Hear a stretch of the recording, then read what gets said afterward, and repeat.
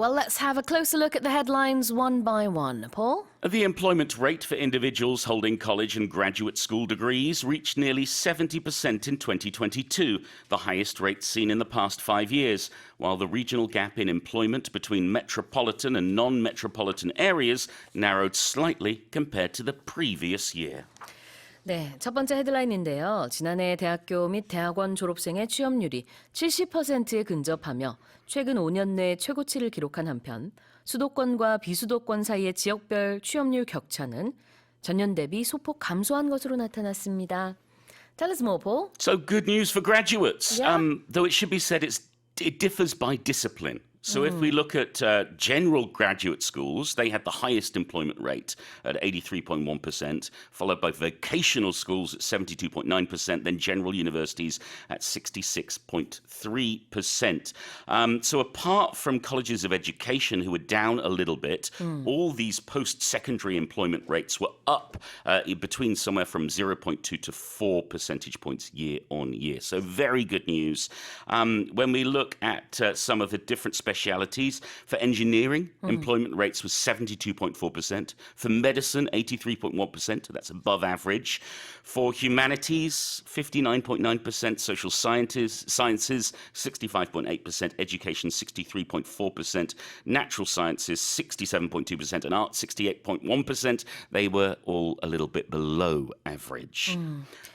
Plus, we're seeing this gap between regions, between metropolitan and non-metropolitan areas, narrowing just a little bit. So it's all positive news, generally speaking, but certainly the sciences, medicine, engineering, there's a higher employment rate compared to the humanities. 네. 자, 지금 여러 가지 수치를 말씀을 해주셨는데요. 이제 그 메인 figures 좀 보게 되면은 작년에 대학교 그리고 대학원 졸업생들의 취업률이 69.6%였습니다. 70% 조금 안 되는 수치였는데 그래도 이게 최근 5년 새에 가장 높은 수준이었다라는 얘기가 되겠고요. 그다음에 이제 수도권과 비수도권 간의 취업률 격차가 줄어들었고요.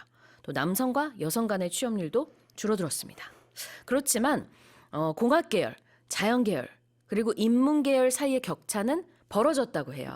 네.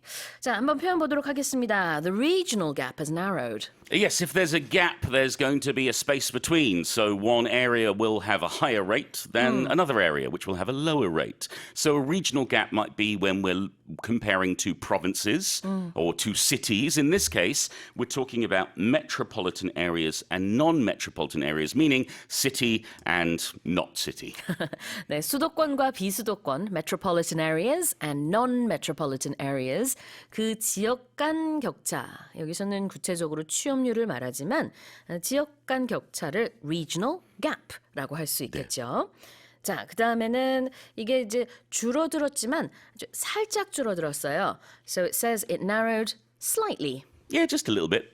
That's all it means. It's another way of saying a small amount. For example, when we use it to describe a person, we use the term slight, meaning they're quite thin or slim.